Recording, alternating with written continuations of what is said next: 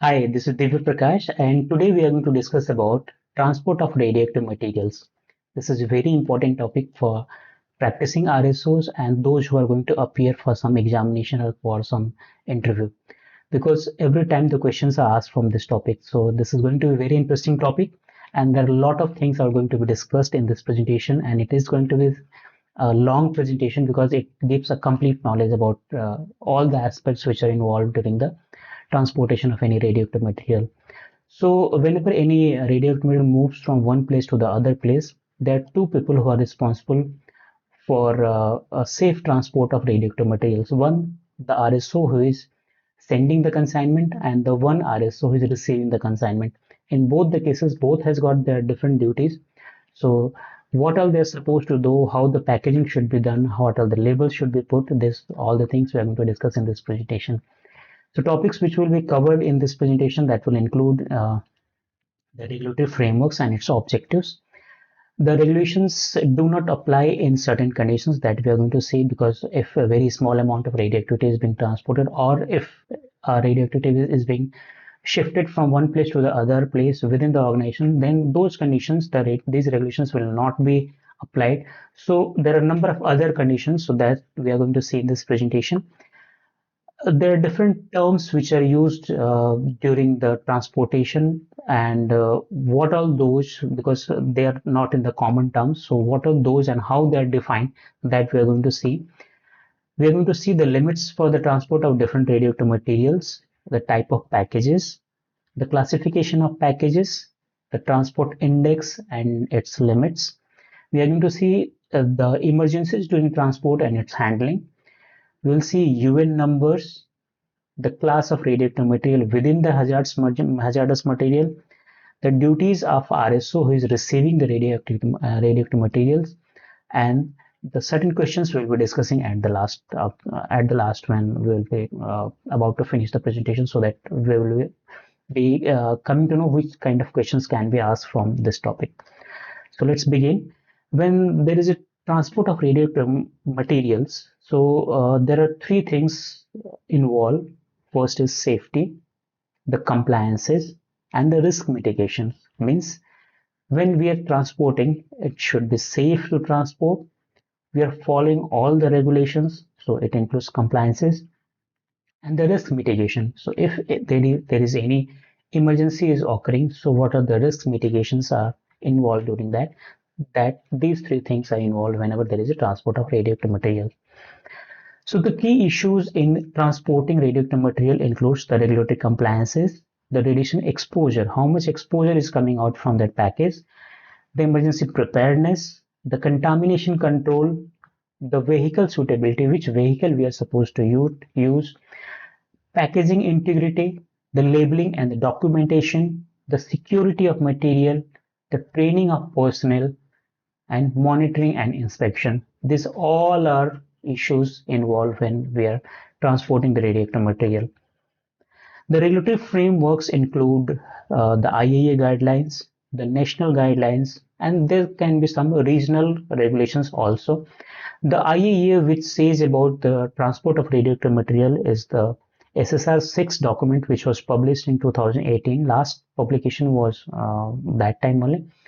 And there are different national regulations in India. It is the Atomic Energy Regulatory Board. They have published their document in last 2016. And there can be some regional regulations like some European countries, for European countries, or some American states may have some different regulations. So those all the things are to be followed. The scope of regulatory frameworks includes the land, transportation with the land, the water, and the air transport. And these regulatory frameworks are guided by the United Nations documentation on transport of dangerous goods. There are different kind of dangerous goods which are transported with various routes which we discussed. So those are all covered by the United Nations document, which says about transport of dangerous goods. There are different classes of dangerous goods that we will be saying during the presentation. So these regulatory frameworks are designed based on these two documents, Transport of Dangerous Goods Volume 1 and Volume 2. And there is one more document which says a manual of tests and criteria, which defines what all the tests have to be carried out for those packages for different things which are used during the process. So these all are designed, the regulatory frameworks are designed based on these three documents. The objective of these regulations includes the containment of radioactive contents, the control of external dose rate, prevention and criticality, and the prevention of damage caused by heat. Right? Moving next to we'll see that regulations which these regulations do not apply in certain conditions, like the radioactive material integral to the means of transport, means if it is a part of transport in certain airport wings, which has got wings, aircraft has got wings, so there are certain materials which are used in the wings which are radioactive, but their concentration is very less. But since they are radioactive material and it is a part of the mode of transport, so it cannot be excluded. So these regulations do not apply in that conditions. Second is radioactive material moved within an establishment under appropriate safety regulations without using public road or railways. If there is no any public road or railways being used and it is moved within the organization under the supervision of RSO, so that time these regulations will not be applied. The radioactive material implanted in a person or animal for diagnostic uses or the treatment, if it is within the patient or within the animal, then also it will not be applied. The radioactive material in or and person transported for medical treatment after intake of contamination. When someone has taken the medicine and then he is moving around within the safe limits, so that is allowed. And the consumer products with the regulatory approval post sale to the end user. Certain products can be there which may have radioactive material, but it has got the approval from the regulatory authorities, so that can be used, and no regulations, transport regulations will be applied to these conditions.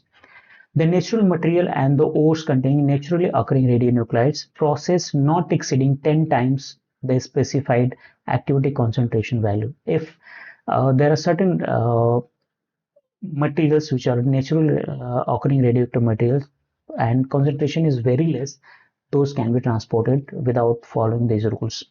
The non-radioactive solid objects with radioactive substances on surface within defined quantity limits. If it is a non-radioactive solid object, but it has got certain contamination on its surface, and that is coming within the limits which are specified by these regulations. So if it is falling within that, then also these rules will not be applied. Now coming to the shielding, whenever we are sending some package that requires some shielding. So the shielding type can be of lead, or it can be of tungsten. There are some, it can absorb those radiations and it will not allow beyond the limit to cross and expose certain other people. So there are different thicknesses and the different materials can be used for keeping those radioactive material within that containers, that can have different kind of shielding materials like tungsten and the lead.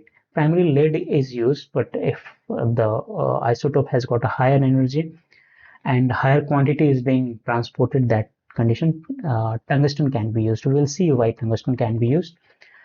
So once those are kept in that lead pots, those lead pots are again kept in some secondary packaging, because if that vial or if that radioactive contamination happens, or if that vial is breaks down, in that condition the exposure should not be coming out, and some containment radiation exposure should have the packaging. Like see, this is the absorbent material is used in the packaging, see here also. So this packaging is kept inside this packing boxes, so that secondary absorbent material is there if there is any leakage, and it can be contained within that. So once they are packaged, so that a small vial can be kept in such a big packaging. See, a small vial is kept in this much of big package once everything it becomes ready. So now we can see there are different labels are placed on these packages. So let's see what all the things are there on these labels. So here we can see it's a square shape uh, which has got a radioactive symbol, and it has the label of radioactive 2. The content means what the radioisotope it has. The activity means how much activity is there. There's something called zero point zero 0.02 transport index, and this 7. What the meaning of these all the things, why this radioactive symbol is having yellow and why this black. And now coming to this, it is a UN 2915. Why it UN 2915? Why not UN 2917? Or why not UN 001? That we are going to see. And so the different things we are going to discuss is the radioactive symbol, the radioactive 2, what is the transport index, UN number, and the meaning of 7. So let's see. So first coming to the radioactive symbol, it's a uh, three petaled design which has you can see there's at the center there is a circle and there are three petals. This design was first conceived in 1946 by the University of California, Berkeley, and since then it is being followed. And the meaning of three is since considering this is radioactive material, so in all the directions radiation is will be coming out of this source. So it's saying that it goes in isotropic direction, means it goes in all the 360 degree of radiation. And since the primarily concern of radiation is alpha, beta, and gamma particles, so it represents that also. So three kind of primary radiations are there: alpha, beta, and gamma. So three petals are there, and it is in the circular shape.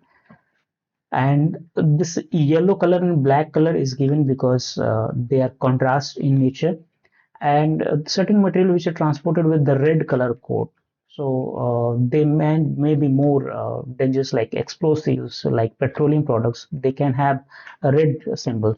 So relatively it is considered, so it is a yellow color, and since the yellow has got black has got more contrast with the yellow, so black is used here. So it has a simplified and balanced symmetry and strikes a harmony between simplicity and abstraction, easily distinguishable since it is a simple and clear shape which enhances the recognition. And more petals. I was thinking, why three petals? Why not we have four petals? Means all the four directions, north, south, east, or west. So all the four directions. So that would not have given any more information, uh, and the more cluttering would have become. So that is why a simple design and which says all the messages what it has. So this has been considered for the radioactive symbol. Now coming to the definitions, there is something called a special form of radioactivity, and there is something called non-special, means other than the special form. The special form means the radioactivity is in solid radioactive material, or the sealed sources which are used for the QA purposes most of the time. So those are a special form of radioactivity. And other than those special form, or the liquids or the capsule, whatever we are using for the treatment or for the diagnosis, those are called as non-special form, or the general form which is used for the general use. So whatever, so two categories: special form and the general form. The special form of radioactive material is the material shall be either an indispensable solid radioactive material or a sealed capsule containing radioactive materials. There is something called A1 and A2 values. A1 values shall mean the maximum activity value of a special form of radioactive material listed in AERB or the IAEA regulations, which can be transported in the type A packages. And A2 shall mean the maximum activity value of radioactive material other than the special form and listed in IAEA and AERB guidelines that can be transported in the type A packages. Type A packages we'll be seeing in the forthcoming slides. So A1 and A2, there are certain values are defined by the IAEA. So A1 is for special form of radioactivity, and A2 value is for other than a special form. Other than a special form can have a liquid form, it can have a capsule form. So the limits, so the chances of spillage become more during this in this form of radioactivity. So what IAEA has done has reduced the limit for the A2 value, whereas for A1 value, which is of solid indispensable radioactivity, there is certain limits are more for the A1 values. We'll see in the next slide. So see, this is the A1 form of radioactivity and a special form of, and this is used for the A2 form, means a general form of radioactive materials. There are different limits are given by the IAEA for different radioisotopes, and it is given for the A1 and A2 value, and it is given in TBQ, terabecquerels, and for the cobalt-60 it is 4 into 10 to the power minus 1.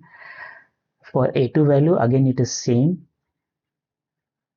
See, for the cesium-137 it is a 2 into 10 to the power 0, means 2, and it is a 0.6 for cesium-137. Similarly, this table says about activity concentration for exempt material. It's means there are certain radioactive material which can be which does not require these regulations. So how much those regulations are required? So it can be, how much those limits can be applied. It can be drawn from this. It's in becquerel per gram. An activity limit for exempted consignment. So as a whole consignment, how much activity concentration is there?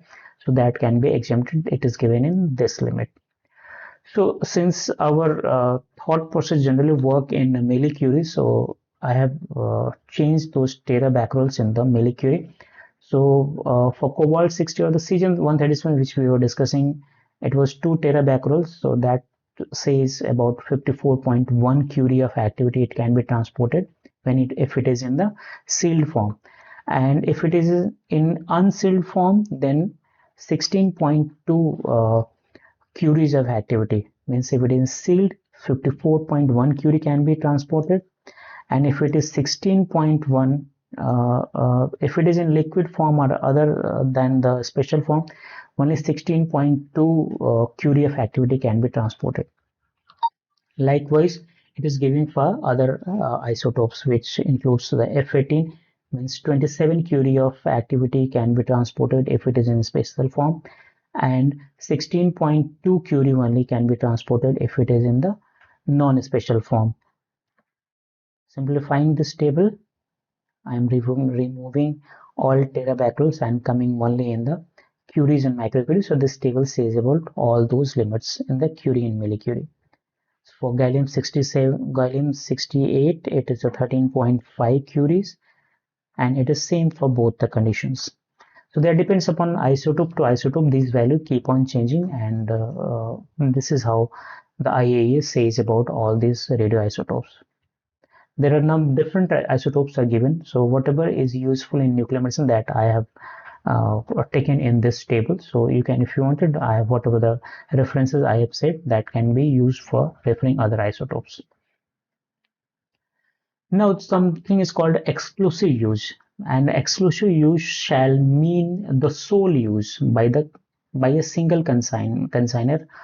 Means if it is going to some particular person or the particular industry or the particular consignment, particular consigner, so it is going for the exclusive use, means it will be used only for that person. So that is called as a exclusive use. So definition is exclusive use shall mean the sole use by a single consigner of a conveyance or a large freight container, in respect of which all initial, intermediate and final loading and unloading is carried out following the directions of consigner or the consignee. There is something called surface contaminated object.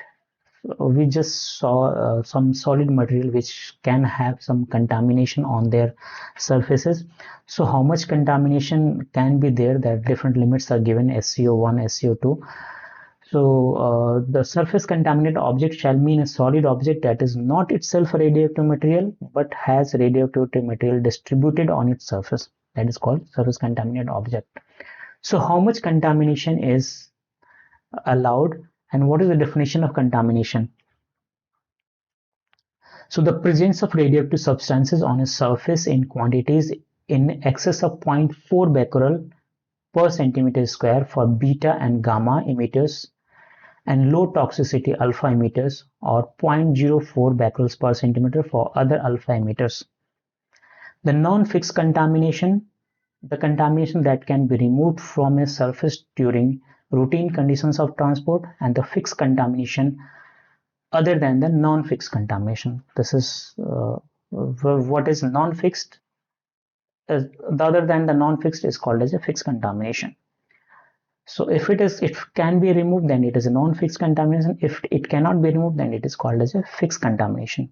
So only up to 0.4 becquerel per centimeter square for beta and gamma, and 0.04 becquerels for alpha if it is present, and the area which is taken is 300 centimeter square is taken to evaluate how much contamination is there. Now coming to the packages, so there are different packages are there that includes the accepted packages, the industrial packages. Again, the industrial packages has got three sections: IP1, IP2, IP3. Type A packages, Type B U and Type B M packages, and Type C packages. The packages shall mean the complete product of packaging operations consisting of the packaging and its contents prepared for transport. The type of packages covered by these regulations that are subject to the activity limits and materials restrictions of sections has been given. So different packages, different kind of radioactivity and different amount of radioactivity is transported. So they have been distributed in different kind of packages. There's something called accepted packages, something called industrial packages. So we'll see in the forthcoming slides what is accepted package. So the accepted packages is if a very low amount of radioactivity is being transported and it poses a minimal risk, and that is why they are subjected to a fewer regulatory requirements. The characteristics of these packages includes the commonly used is small quantities, for example, samples, consumer products, and medicinal use like RIA kits. The typical contents includes naturally occurring radioactive material, also called as norms, such as natural uranium and depleted uranium. The regulatory limits includes if it is a 10 to the power minus 3 of A1 value, that is special form, and 10 to the power minus 3 of A2 value, that is non-special form, and 10 to the power minus 4 of A2 value, then it falls within the accepted package. Means whatever the limits which we have discussed, if it is 1000 times for the A1 value, then it will go into the accepted package, and if it is one of 10,000 times, then it will go into the accepted package. And the usage is mainly in the medical field and for transporting low risk radioactive material for research and diagnostic purposes. The industrial packages has got three categories: IP1, IP2, IP3, and they all involve different labels of radioactive materials, and mainly it is used for industrial purposes. And the type 1 has got the low risk material, type 2 for the moderate risk, and IP3 is used for the higher risk materials. The different properties are given into this, so you can pause the slides and have a look onto this. Now coming to the type A packages, such transport conditions are also known as normal conditions of transport, and type A packages are designed to withstand such normal conditions of transport. Normal conditions of transport means if if some if it falls from some height, if some sharp object interacts with that, so it should be able to withstand those conditions. So those are called as uh, normal conditions of transportation. And type A packages, which uh,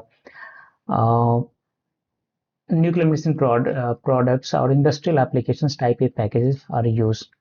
And these packages should, while during transportation, come across situations such as falling from a small height, meeting the rainwater, stacking of the packages during storage, and puncture due to the fall of a small pointed steel rod onto the package. These are the conditions which can happen during the transportation, so it should able to stand to that condition. The requirement of type A packages are it requires the minimum dimensions, and minimum dimensions should not be less than 10 centimeter, and the designer package shall take into the account of the temperature range from minus 40 degrees centigrade to 70 degrees centigrade. So it should be able to hold up to that temperature, and the containment system should retain its radioactive contents under the ambient pressure reduction to 60 kilopascals. The tests they are subjected are water spray test, free drop test, stacking test, and the penetration test. These tests we will be seeing in the forthcoming slides. And the liquid contents should be designed to completely enclose the liquid content and ensure the retention within the secondary outer containment we saw in previous slides, and even if the primary inner component leaks. And it is subjected to some additional test of 9-meter drop and 1.7-meter penetration test. Since it is a liquid material, so it is subjected to a 9-meter drop test and 1.7-meter penetration test. Some additional requirements are there when it is being transported by the air, and those are for the packages to be transported by air. The temperature of accessible surface should not exceed 50 degrees centigrade at an ambient temperature of 38 degrees centigrade with no account taken for insulation. The package should be so designed that if they are exposed to an ambient temperature ranging from minus 40 degree to 55 degrees centigrade, the integrity of containment would not be impaired. The packages should have containment system able to withstand without leakage and internal pressure which produces a pressure differential of not less than maximum normal operating plus 95 kilopascals. These are additional requirements for the transportation by the air. Now coming to type B packages, and it has got two categories, U and M. So U means unilateral approval and M means multilateral approval. Means let's see, the U stand for unilateral approval. This means that if type B U package requires approval by the competent authority in the country where the package is designed, manufactured, and the first used. So the only country which is manufacturing and designing, only the approval from that country is required. And uh, if the approval from all the countries which are during the transport, if there are two countries involved into that transportation, and approval is required only from one country, then it is called as a type BU package. And if the both countries or the wherever it is passing through that transportation material, all the approvals required from all those countries, then it is called as a type BUM packages. And for type BU packages, once approved by the national competent authority, the packages can be used for transport internationally without requiring further approvals from other countries unless specified by the regulations. And use cases are suitable for transporting most high-level radioactive materials such as spent nuclear fuels or highly radioactive sources that requires robust shielding and containment. Type B M packages, M means multilateral as we saw. This type package requires not only approval by the competent authority in the country of origin but also by the competent authority in all countries through which the packages will be transported and including the country of destination. And the approvals as involves multiple countries, authorities ensuring compliance with international regulations across borders. And the use cases for these kind of packages required for transporting radioactive material that may need additional safety measures due to extreme hazards, for example, highly dangerous radioactive substances such as plutonium shipments, especially when cross international borders or involving sensitive materials. Coming to type C packages, these are robust design packaging systems which should withstand severe conditions, including air transport scenarios, ensuring that they maintain integrity even during the extreme circumstances. The applications for these kind of packages commonly used for transportation of radioactive isotopes in medical, industrial, and research applications. Type C packages are essential for safe handling and delivery. The testing requirements for these packages must pass in stringent tests, including the free drop test, the penetration test, and the fire resistance test. Now coming to the classification of radioactive material packages.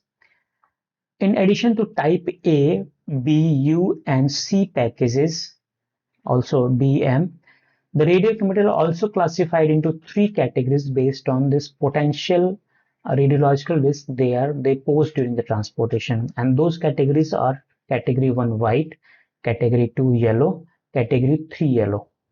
So here we can see it is a category white, category 1 white, this is category 2 yellow.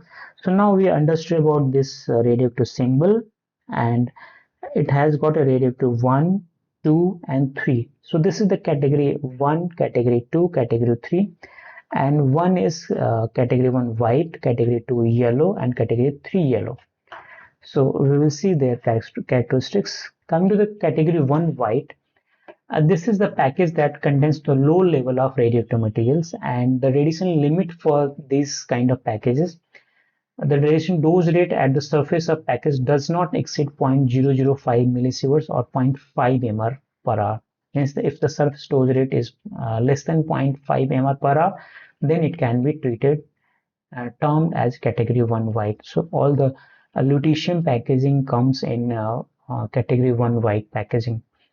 The transport requirements requires minimal regulatory controls and is suitable for normal handling and transport without special precautions.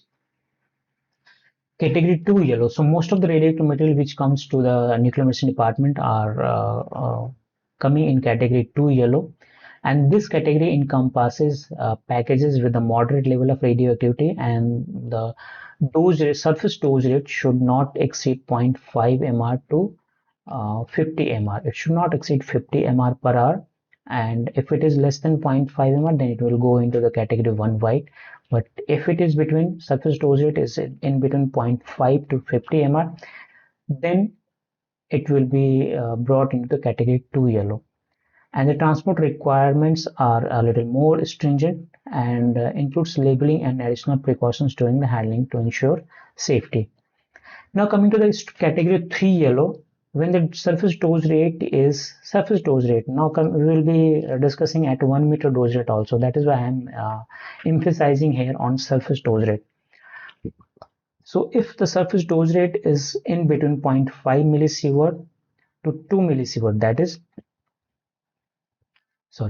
50 mR to 200 mR per hour, then it will be categorized as yellow 3, and the transport requirements are more rigorous and includes specific packaging, labeling and handling instructions to ensure safety during transportation. This can happen when we are transporting a high amount of FDG or high amount of iodine. That time this yellow 3 packaging can be used. There are certain conditions which are called as exclusive use and requires a more higher radioactivity, and if the radiation limit is in between 200 to 1000 mR per hour, that time also it will be termed as category 3 yellow, but it will have a separate exclusive use of transport of freight containers. Means only that vehicle will be taking that material and then it will go to the consigner. So it is subject to rigorous regulatory requirements, including specific packaging, labeling and handling instructions to ensure safety during the transport. Now how those packaging should be there, that we'll see. So it should be able to withstand normal conditions of transport, and that includes the water spray test. Means if some rain falls during the transportation onto that package, it should be able to bear that. So the water spray test is carried out. How that test is carried out, it is given in the slide that 5 centimeter per hour of an apparatus, 1 hour it should be exposed. There is something called free drop test, and it should fall from certain height, and then it is seen that it should not be breaking in between. And something called a stacking test, because during the transportation certain packages are kept on one of the above, so it should pass the stacking test. And the penetration test, if some steel rod is crossing into hitting that package, it should be able to maintain that integrity. Now coming to the in detail of these tests, so it is uh, simulates the exposure to the rainfall of approximately 5 centimeter per hour for at least 1 hour. The free drop test measures the lowest point of displacement to the upper surface of target and shall not be less than 9 meter for radioactive material in liquid forms. This is the stacking test, and equivalent to 5 times of maximum weight of the package, and it should be able to withstand of 13 kilopascals of pressure multiplied by the vertically projected area of the package.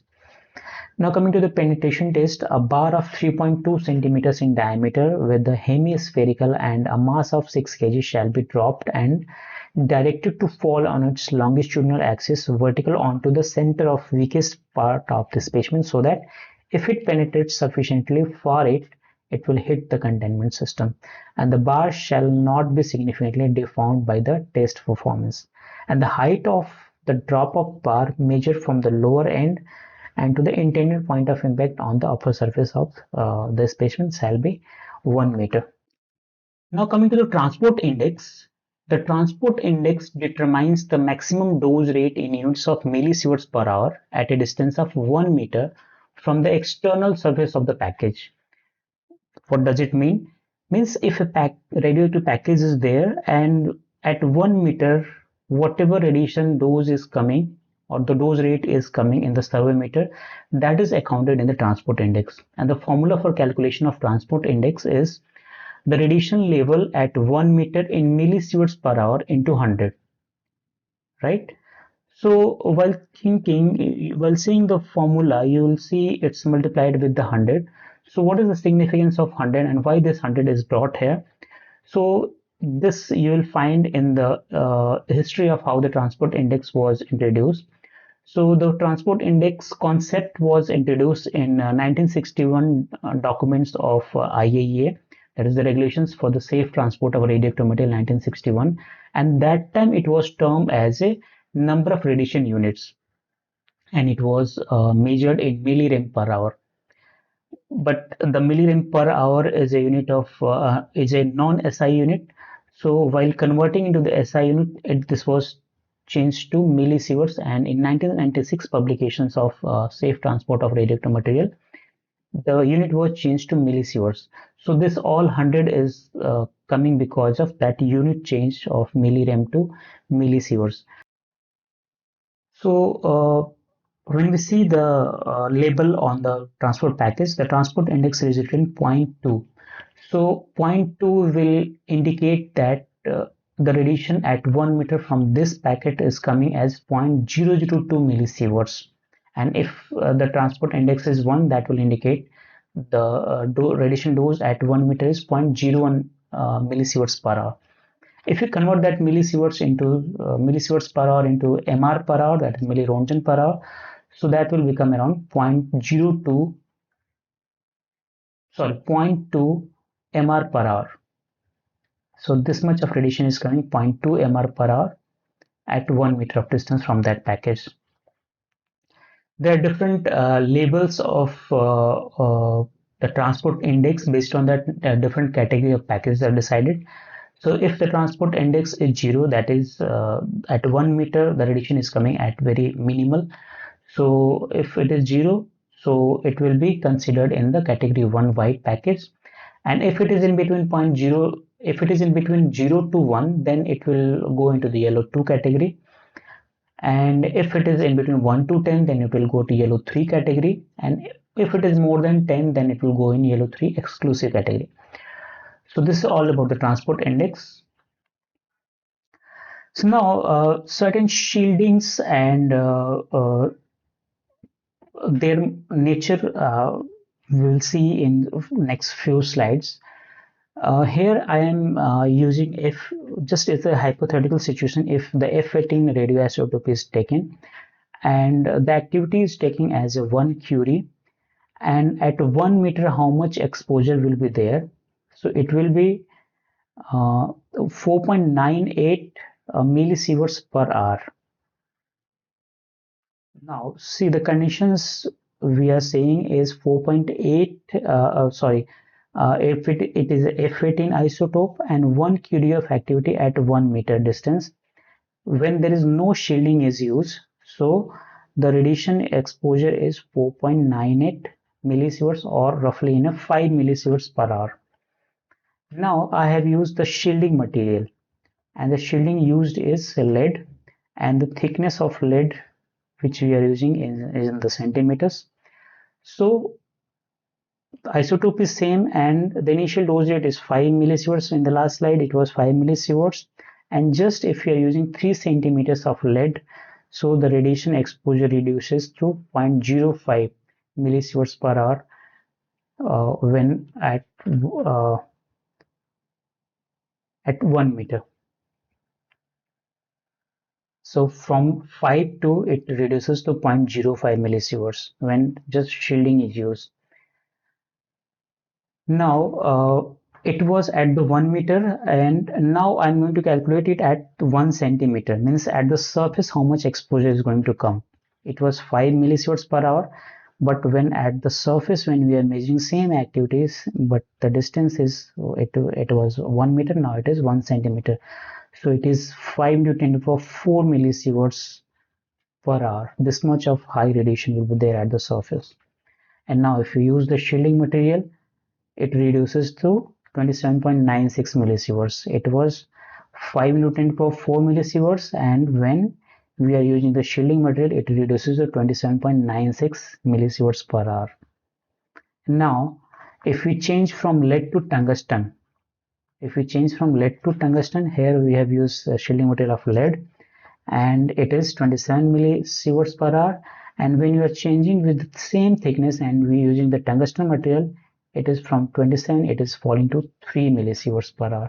So that is a high amount of FDG is carried whenever it is transported. The tungsten lead shields are used, and this is at the surface. So 3 centimeters of thickness, and at 1 centimeter, so 4 centimeters distance, it is around 3.2 millisieverts per hour. There are certain, it depends upon the half value layer and the 10th value layer of the lead. So for lead, the different, which has got the different density of 11.34 gram per centimeter. So these are different levels of HVL and TVL for different radioisotopes.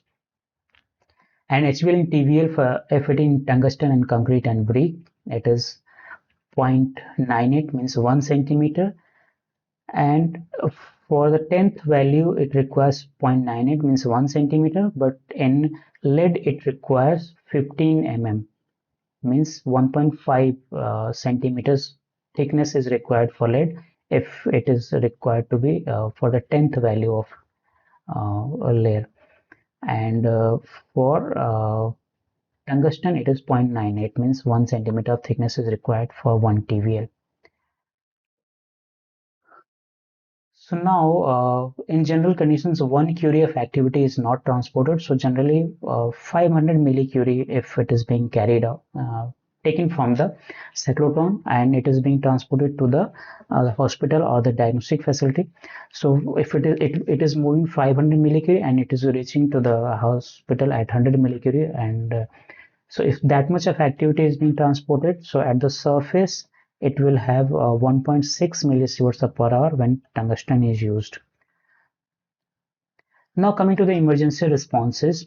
So whenever any radioactive material is being transported, so it should have preparedness for any radiation emergencies, and the preparedness should have a graded approach, and it should be proper guided with some transport index card, that is called TREM card, transport emergency card.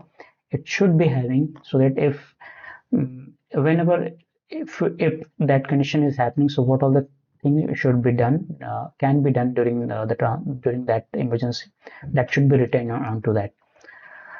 So the transport document should contain the transport index, and it should have the name of the consigners, and the documents which will include the particulars of consignment, the consignment declarations, the instructions to the carriers, and the transport emergency card. So if there is any emergency, which should be spelled out in the vehicle's crew action plan and the person at the scene of accident. And whatever the responses should be done, that should be followed into that. Now coming to the list of UN numbers. So the United Nations has defined different categories of dangerous goods, and they have given some 4-digit numbers to identify the dangerous goods, and every dangerous good has been given their different serials. So generally they have given a serial of 001, 00001 to 3600. Certain are vacant in 3600. So the 4-digit number used to identify dangerous goods for transport, and the UN numbers are set out in the United Nations recommendations on transport of dangerous goods and model regulations, and they range from 1 to 3600 and are assigned by United Nations Committee of Experts on Transport of Dangerous Goods. There are certain numbers which are used for transport of radioactive material, that includes the accepted packages, low specific activity packages, the surface contaminated object, type A packages, and type B UM packages, type B M packages, type C packages, special arrangement, and the uranium hexafluorides. All this has been given different numbers, UN numbers. So this UN 2915, this which we discussed, why 2915. So this is a type A package, and this is the number for that package. So now we have understood about UN 2915, we understood about the radioactive symbol, the transport index. Now coming to the 7, why this 7 is there. So there are different dangerous goods classes defined by the United Nations, and it has got 9 categories. The first one is the explosives, second is for gases, third is for flammable liquids, fourth is for flammable solids, fifth is for oxidizing agents. 6.1 and 6.2. 6 has been divided into two parts, 6.1 and 6.2. 6.1 is for toxic substances, 6.2 is for infectious substances. And category class 7 says about radioactive material. That is why this 7 number is there. For 8, it is corrosive substances, and 9 environmental hazardous substances. Now, this person has done her duty for the sending the transport material. Now, this is the duty of this person who is receiving that transport material. So, what are he is supposed to do? Let's see in the next slides. So, radiation safety officer is the person who is responsible for receiving the radioactive materials, and they play a crucial role in ensuring the safe handling and storage of radioactive material. Their responsibilities upon receiving a shipment of radioactive material are critical for regulatory compliances and safety of personnel and environment. And the duties includes the verification of documents, which will include the shipping documents, the certificate of compliances, means all the certificates are there or not. The radiation exposure report means it should not be having any contamination onto the surface, and the labels and the placard are intact. Those should be verified. And the visual inspection should be done for any signs of leakage or the damage, or verification of the labeling. All the visual inspection should be done for these purposes. A radiation survey should be done, which should include the dose rate measurement, the contamination check, and radiation leak testing. Now coming to the proper handling and the storage, so the transport of storage, transport to storage, the ISO must transport the material to a designated secure storage area that meets radiation safety requirements. All the PP and SOP should be followed during the storage and handling of the radioactive material. Now, regarding the record keeping, what are the records he or she should have? It should have the date and time of receipt, radiation survey results, contamination checks, inventory updates, and the shipping documents. The notification and the reporting, if there is any abnormality is observed by the RSO, that should be notified to the appropriate regulatory authority and the supplier if the package or the material does not meet the regulatory standards or safety concerns arises. They should initiate the corrective actions and follow incident reporting procedures as per safety protocols. Now, coming to the few questions which we discussed in the beginning of the presentation. So let's see which of the following is not exempt from regulatory requirements for transporting radioactive material. Option A is the radioactive material moved entirely within the organization. Of course, that does not require any regulatory requirements. A live animal implanted with radioactive material, of course, there is no regulation should be followed. An aircraft wing that contains radioactive material, of course, this is also exempted. So the D option, consumer product containing radioactive material, is still in production. It has not got any regulatory approval, but it is still in production. So the option D will not be exempted. The next question is, what is the activity threshold for a material that to be considered radioactive under IAEA transport regulations? So the option A is 0.5 becquerels per centimeter square, exceeding values defined for A1 and A2, exceeding 100 becquerels per gram based on material's half-life. So the option B is exceeding value defined for A1 and A2, right? So this much of activity, if that is being the threshold is crossing, so that will be considered as a radioactive. The A1 value refers to the maximum activity level for which type of radioactive material. So we saw it was a special form of radioactive material. So option A would be correct. Now, next the question is, which of the following statements best defines a surface contaminated object, SCO1 or SCO2? The radioactive object with beta or gamma emission below 4 becquerels per centimeter square, will this be called as a surface contaminated object? No. The option B, a non-radioactive object with radioactive material distributed on surface, a package with fixed contamination of less than 400 becquerels per centimeter square, a package transported under special safety arrangements. So option B will be a right answer for this question. So now moving to the next question, what is the non-fixed contamination limit for beta and gamma emitters on the external surface of packages? Option A, 4 becquerels per centimeter square. Option B, 0.4 becquerels per centimeter square. Option C, 0.04 becquerels per centimeter square. Option D, 40 becquerels per centimeter square. And the correct answer is A, option A, 4 becquerels per centimeter square. The next question is, what does the term exclusive use refers to the context of radioactive material transport? We discussed the use of vehicles for transporting multiple consignments. Yes, no. Sole use of conveyance by a single consigner. This is what we discussed. So sole use of conveyance by a single consigner.